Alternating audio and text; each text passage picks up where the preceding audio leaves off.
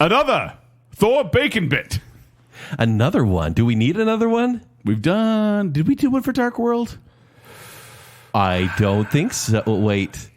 I can't remember. I can't even say. Only if there was a way to know. There's no way of knowing. We could look in the history of Bacon Cell, but for now, we are going to review Thor's: Love and Thunder. No. I mean, That sounds it's Chris weird. Hemsworth. I mean, Now you say we. Yeah. You say we. Yeah. But once again, I was left out in the cold outside the theater saying, please let me in. Please. I'm going to say this one's your fault It's a little bit my fault. because there was a screening, and granted, everyone should know that I basically have to pick a favorite child for every screening. And generally, Joel wins. No, Kent always walks in the room and he says, hey guys, I got a screening.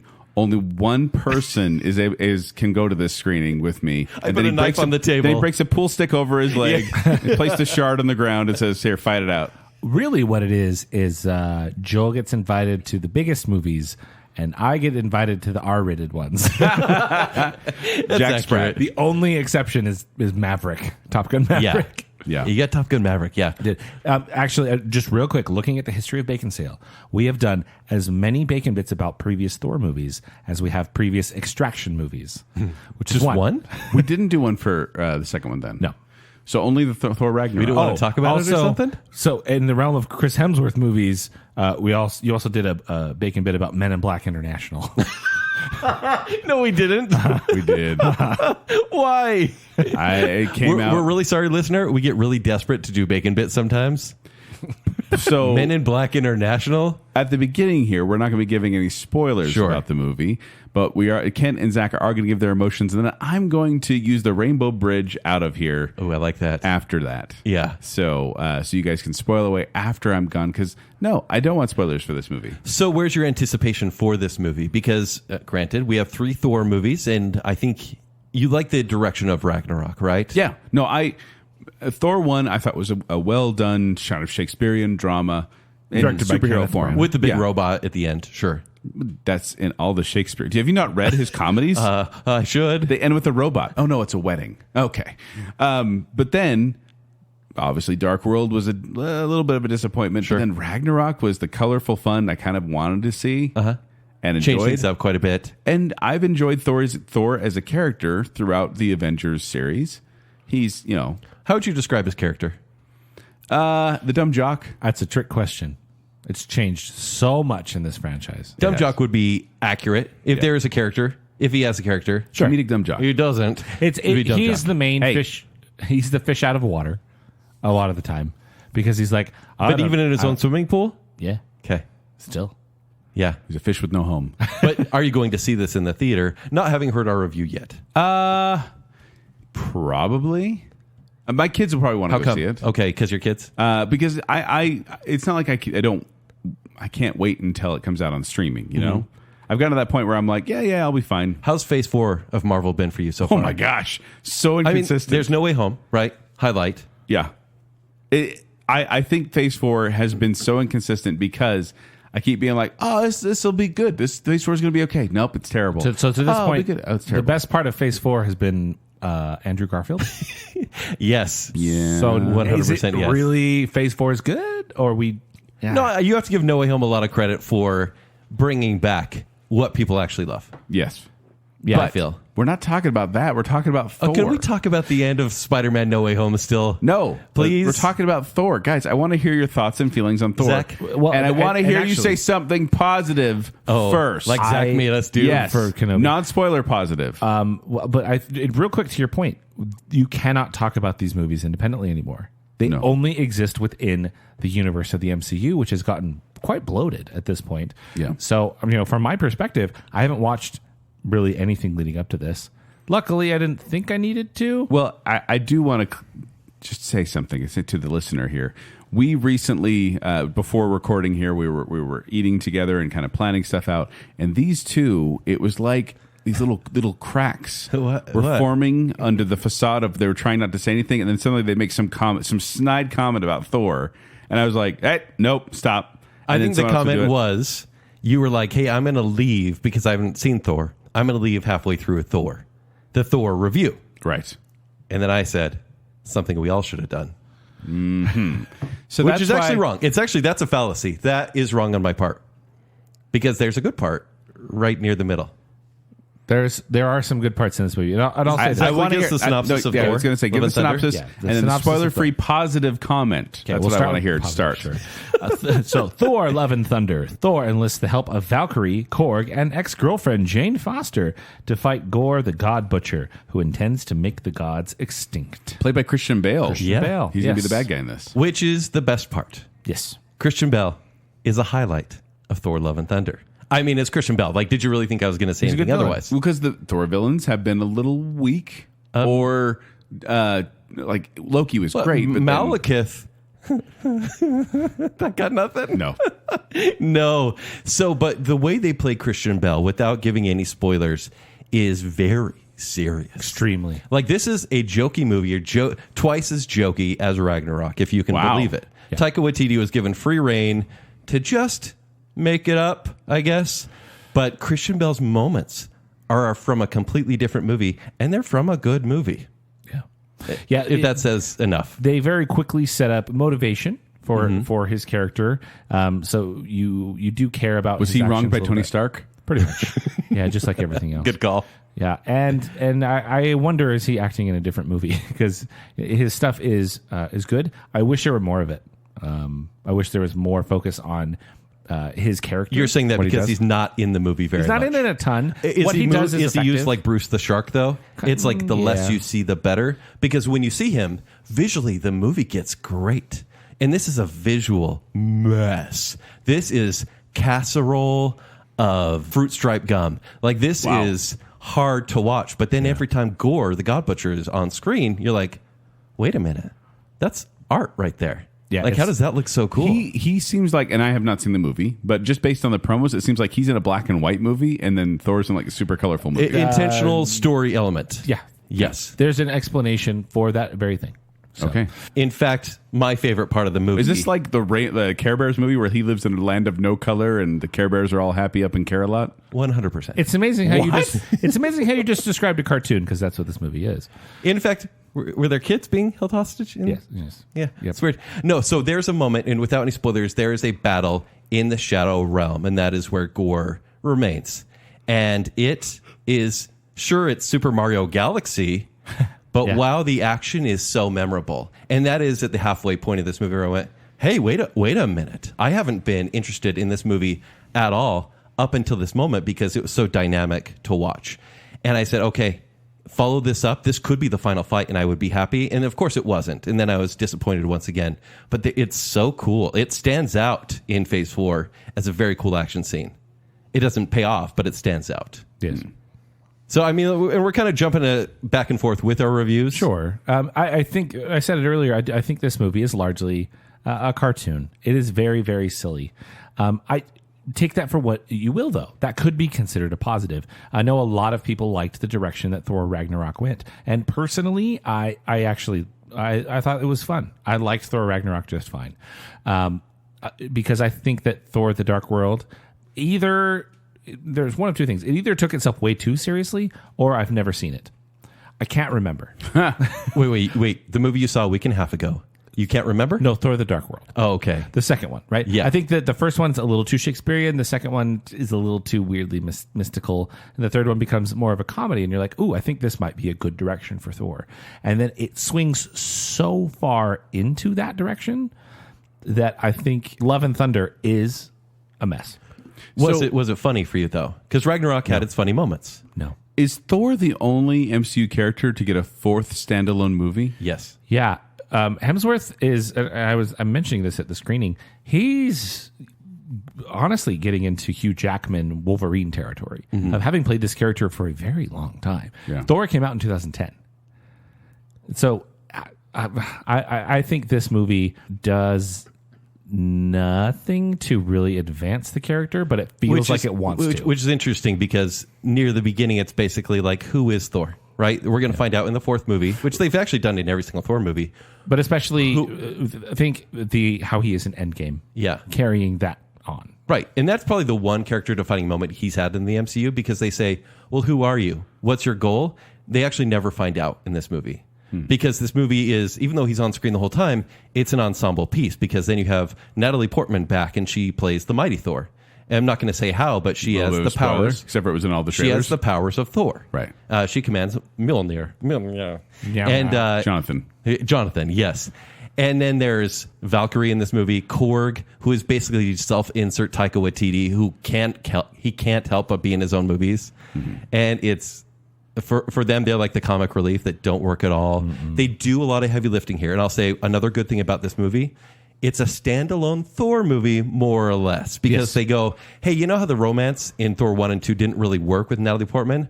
We're going to retell that story, but a little bit better in 5 minutes. And so they make them more of a couple. And they make this, they make Thor lovelorn. And then when, they reunite, he's really like happy about it. He's very anxious. And that's kind of the character. Whereas Natalie Portman, I would say when she's Jane Foster, good performance. Very vulnerable. Yes. When she's the mighty Thor, Pretty flat. oh my word. Hard to watch. Yeah. Really? Yeah. Yeah. It's like she knows it's CG around. She feels like a CG character.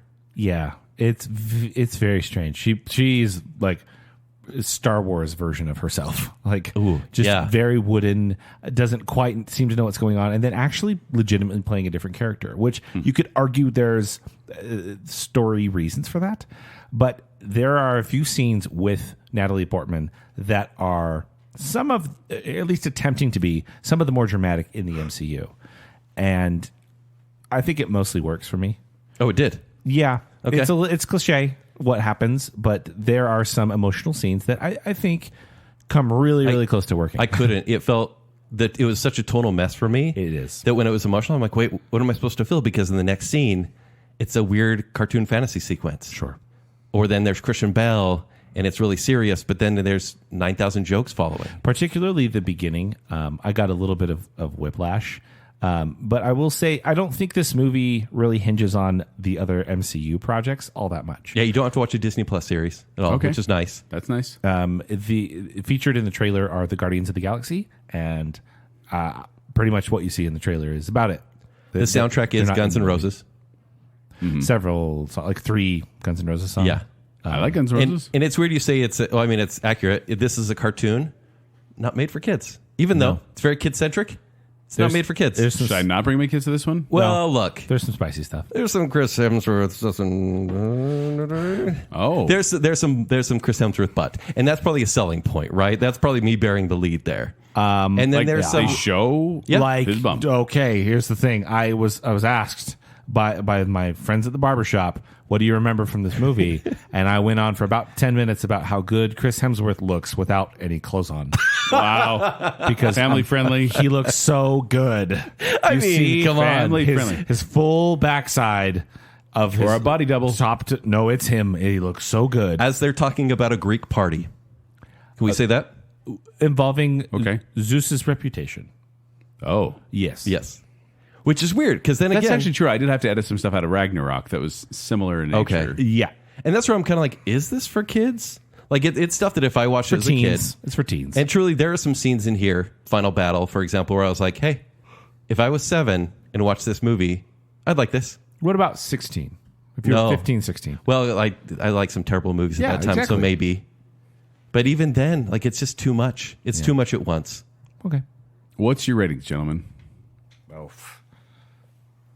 6 out of 10. Yeah. I'm giving it a kind C- on this one. Now, and where does it rank among other Thor movies? Low. I mean, like, 1, 2, 3, 4. Here's the bar of quality. Thor movies are all down here. I like the first Thor most, and then the other ones, all kind of a jumble. I go. This is probably rivaling Thor Dark World for me. 1, 3, 2, 4. Top to bottom. That's fair. Okay. Yeah. So this is the worst one then. I think so. I think because it's such a mess. It has a chance to be quite good, but it does. I think it's the pride of Waititi that really ruined this movie. It's Taika Waititi, is how you say his name. Yeah. You know how oftentimes in Marvel movies there'll be a serious moment and it gets undercut? Yeah. This movie surprisingly lets the serious moments carry through. Yes. It doesn't always undercut them, but the next scene undercuts the previous scene, right? So it's not the moments that are being chopped down, but it's the movie that's being chopped down. One more positive, it's under 2 hours. That is nice. but it was so rushed. It feels fast. Yeah. It feels like everything's like Rise of Skywalker pace. Right. At the beginning. And once again, I don't know if they filmed this in like that biodome of the CG screen or whatever, a lot. but this whole movie is 2 actors and a green screen. That's the entire movie. It definitely feels like pandemic movie making. Yeah. Synthetic through and through. Okay. I hope goes away in the coming years as we get further away from pandemic restrictions. I think that's a big factor, though. It's a lot of like one actor, on a but big Taika green Waititi's screen. style runs through. This is his worst movie. Oh. Yeah, he's made good movies, funny movies, dramatic movies. This is his worst. Yeah, Okay. I could get behind that. Okay. All right, Joel. All right, I'm We're ready going to to get get out. some spoilers. Can Yeah. you give us a spoiler sound off before you... Welcome to the spoilers. We got spoilers and spoilers. We got all the spoilers, and we got more spoilers. Get out of here. Get out of here, Joel. I'm getting out. Go. I'm getting out. Wait, do you need to get all your stuff? No. We'll give you some time, but get out of here. Don't forget your water bottle. I have one question. Okay, what's your You're question? in the spoiler-free version. Okay. That I will. Hold on. Yeah, Joel is going to ask a question. He's asking from the other side of the bacon Get cave. the Rainbow Bridge ready. Okay, I don't know what he's opening the fridge for. Heimdall, prepare the bridge. Heimdall was looking in the fridge. Okay. Because fridge and bridge rhyme. Joel, what's your question? My question is this, and it's one I'm asking off the mic, just for funsies. Is this a passing of the baton? Don't say who.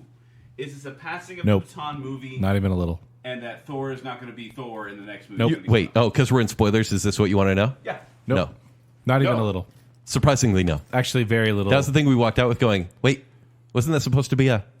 Huh? Well, because this movie could have not happened and nothing in the timeline would change. Well, because I saw an article just today, I believe, where basically Chris Hemsworth said, "I'll be playing Thor until they're sick of me." Yes. Yes, he will. And I went, "Oh, I thought this was going to be a passing baton movie." You'd think. It's... Honestly, people would be very upset if he would left the role in the way that they kind of showed it. Set up, potentially. Yeah, the way they set it up. But no, I think he loves the character too much. I think he's having too much fun. Though I would love to see it take another dramatic turn. And then maybe, because here's the thing. If Thor was killed off, because we're in spoiler section in this movie, because can I say that to you, Joel? Are you okay with this? I don't think he's If he was killed off in this movie, it would have seemed irreverent for a cool actor that was one of the original Avengers. Well, okay, we get back up to the Okay. mic here. Even in Endgame, how they kind of went, okay, he's kind of done being the king. Yeah. He's handed over to Valkyrie. He gives it to and Valkyrie. he has in this movie. And that's the thing is, I kind of thought, oh, that's how his legacy ends. He's just like, I'm tired. Actually, that's what they all did at the end of Endgame. But Yeah. anyway, all right, I'm off. Okay. Heimdall, take me home. Country road. All right. We're going to wait for him to walk away place. a little bit. Where I belong. Joel, you okay? West Virginia. No response. He's probably okay. Mountain Mama. All right. So we're talking spoilers, Natalie right? Portman dies She sure does. in this show. But she doesn't, Zach. So Natalie Portman, who once again plays Jane Foster in this movie and gets a significant role here. I wonder why she chose to do it. Because maybe she's having fun. But it didn't really seem like she was emoting fun. I think they backed a truckload of money. Oh, is that what to happens? her, probably. So basically, she has a connection to the shards of shattered Mjolnir. And they don't show what exactly happens other than like the humming of, hey, this thing was meant to take care of you. Because Thor, In a flashback. in a flashback, talks to Mjolnir the way that his father did. Yes. He's like, whosoever is worthy possesses the power of Thor, right? With the hammer in the first movie. Yes. And then he basically says something to the effect of, do Always anything take care of her, yes. You do anything you can to protect her. Mm-hmm. And that translates to give her the power of Thor by letting her wield the hammer. Oh, by the way, by doing that, it'll actually kill her faster. The problem with the setup or that specific Which we setup, haven't mentioned. She has cancer. Yeah, so she has cancer. I don't know if even that's a spoiler. It's known in the comics, but probably not to the people that watch the trailer. I had no idea. Actually, when I was watching the movie, I thought, Natalie Portman is looking kind of Gaunt. frail and Yeah. old. And what's happening? Oh, she's getting chemo. Okay. That's it's okay. Which That makes were sense. her better scenes in this movie. But there was so much story to tell with setting up her character, and they didn't have the time to do it because it's still a Thor movie where the Guardians of the Galaxy were there for 5 minutes. Valkyrie and Korg are in it for some stupid reason. And there's a really bad story about God killing with no stakes whatsoever. But getting back to Jane, she looks into the Viking lore. Oh, wait, the hammer gives you life. Okay, doesn't say that it will take it from you as well. She goes to visit the remnants of it, and then in the next scene, when they're fighting the Shadow Army, which the hammer was Thor, crushed by Hela, Hela. Hela, whatever. her It doesn't matter. But Kate Winslet. all of a sudden, she's the mighty Thor, and she's just dominating the battlefield. Yeah. And I'm like, well, come on, guys, like, tell her story if you want me to be invested. Like, I know this is like a character that you're like, let's throw her back in because we want a popular female version of Thor here. Yeah. Establish her more. Yeah. Not just the scene where she got chemotherapy. Like, show her struggling with these powers. Show her discovery of her body's healthy again. Yes. Like, give me more of like the humanity because they gave it to Gore. And I thought that was great. And instead we get another fish out of water of like, I don't really know what to do with these powers. I'm pretty good at fighting, but I'm bad at being tough. Yes. That sort of thing. And she really becomes something totally different. It's not, it doesn't feel like a consistent character from the super intelligent woman who's trying to outsmart cancer with science. Right. Instead, it's like almost like a Shazam type thing where Yeah, some you're right. kid gets superpowers. Yes. And so it's meant to reestablish the link. And there's a moment where they interlock fingers, and you're like, that's pretty cute. It's a well-shot scene.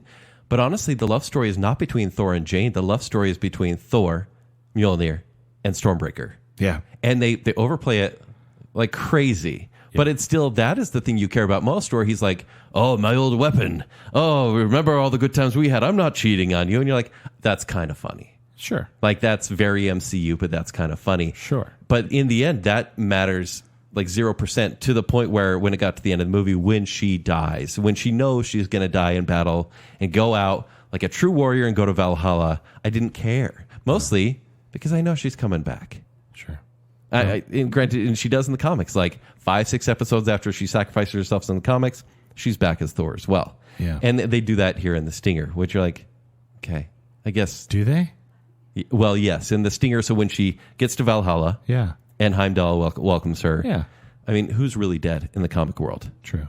I think they will use her in future Thor movies. Interesting. Yeah. I think it's going to be tough in a real world sense to get Natalie Portman. Beep, beep, beep. Back up the truck, though, right? Yeah, that's true. But the money truck's there. Yeah, interesting. Okay. I really didn't like her in this movie. It was really No, I didn't like her distracting. either. I mean, like, I look at her fighting as Mighty Thor. I liked that Mjolnir was broken in pieces and like blew up into shrapnel and then Yes. came back into be a hammer. I'm like, Right. that was cool. That's cool. I don't care what she's doing, but that's cool. So Gore's plan in this movie is a lot of it is off screen, unfortunately, because like I said, he's so well utilized where he's utilized. Like you can see like his face come into frame. Yeah. And you either see his teeth or his eyes or him slink in, and I'm like, that's so cool. The shots of him emerging from the shadows, of shadow monsters emerging, I think are cool. The Shadow Monsters is where the fear was gone from Gore. So I'm like, here we have another faceless army. Yeah. And what are they doing? They're fighting characters that are not going to die in New Asgard. And what do? They steal kids. Yeah. Right? It's basically chitty chitty bang bang at this point. And so they steal kids, and then the whole plot becomes, hey, let's try to tell the gods that they're going to be killed. The other gods don't care because they're very prideful. But let's also find the kids. And then I'm like, oh, and by the way, there's all the actors and crew's kids, which is kind of cute, but at the same time, like, I don't really care. Yeah. And then you get to the end, in the final battle, where the kids are like put on the front line. Deputized. How did you feel about this? I didn't like it at all. But did you feel like the kid inside you thought it was cool? Maybe. Just maybe? Maybe. It was the ending of Shazam. Yeah. So, the kids are going to... faceless monsters, faceless army. Sure. And it's funny because, we always kind of make fun of like, wait, what is this superhero's actual power? Thor now can just be like, you're all Thor. You will, for a very temporary time, possess the power of Thor. And I'm like, wait, he could just pass on Thor powers? And I'm sure there's someone that's like, actually in issue 591, yes. I mean, Papa could do it. What was his name? Odin. Yeah. Odin's son. That makes sense. Odin could do it, and Odin has passed on. But I mean, this is Thor, who doesn't have a character. Given his powers to Thor? No. Thor's still weak. He's still Thor. Simple.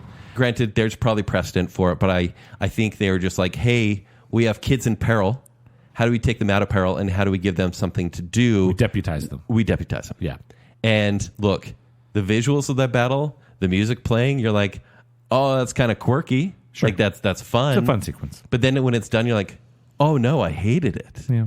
And then that's what I'm saying, where it's a total nightmare, because the very next scene, Gore's story is good, because then it's like, basically his goal is to find destiny, and destiny is the ultimate god, or eternity, or what? It was eternity. Yeah. And you can be granted one wish. You need the power of the Bifrost. Yes. To open up the gates of eternity. Right, which he conveniently drew in his lair where he trapped everyone and find whatever. Yeah. But he gets there to ask the ultimate question, to ask the favor. And, it's like, oh, is he going to kill all gods? Honestly, as a viewer, who cares? Yeah.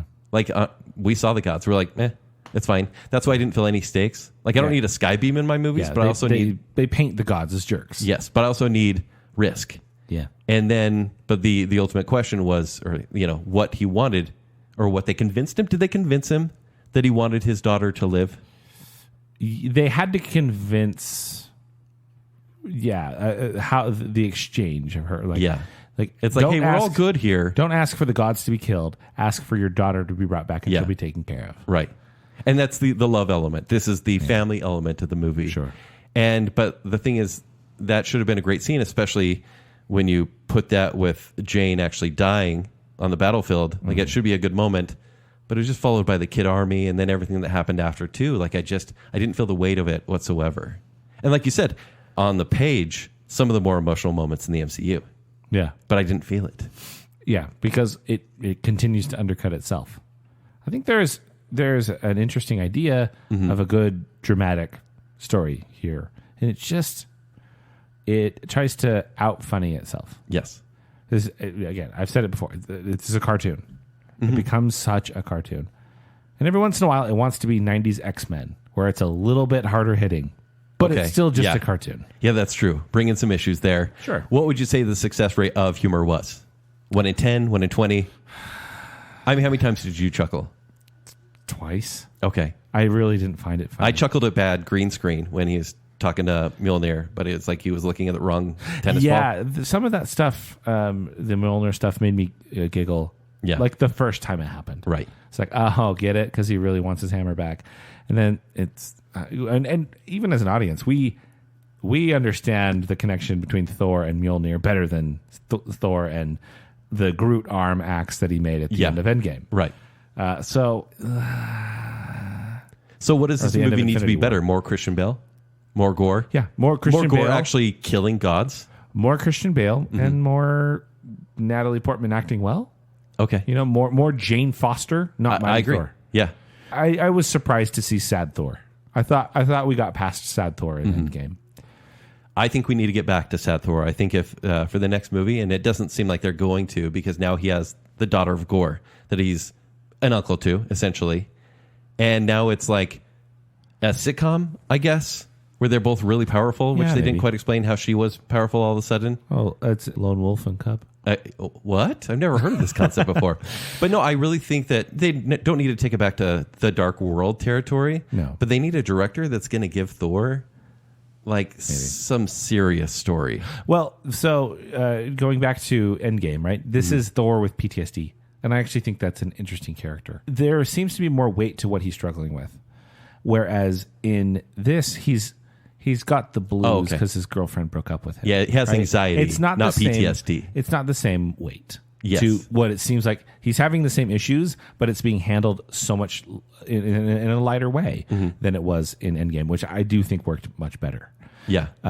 So it's a little bit frustrating that it devolved into I'm having an identity crisis, but I'm going to put on the Thor mask, the view of what Thor should be. Yeah. I'm going to give all these speeches, and you guys are going to love me. And I didn't find that intriguing, right, as far as a character motivation for Thor. Speaking of masks, anytime he or Jane put on their masks, like what'd you say, it was Snapchat? It looks like a Snapchat filter. Yeah. I'm not sure why they did that. Even in scenes where they're actually having dialogue, she's like, I'm going to wear my mask in this scene. I'm going to put on this mask. It's bad CGI, and it does nothing for the scene. Yeah. Bizarre. I think the more I think about this movie, I'll probably like it less. But I feel like because Christian Bale brings it up, because of that Mario Galaxy fight on the planet where they're running around, it's black and white. Yeah. Visually, that was so cool. It's good. There are highlights here. I just think this was a fumble by Taika Waititi, who's generally really confident in his own skin, but not here. Yeah. All right. So if you are going to see Thor: Love and Thunder, you probably will, because this movie will make $1 billion. Sure. Let us know. Let us know what you thought. If you want to avoid it, let us know why. I mean, if you're through all the spoilers, you must not care a whole bunch. Exactly. I don't know. But thank you for listening to our Bacon Bit on Thor: Love and Thunder.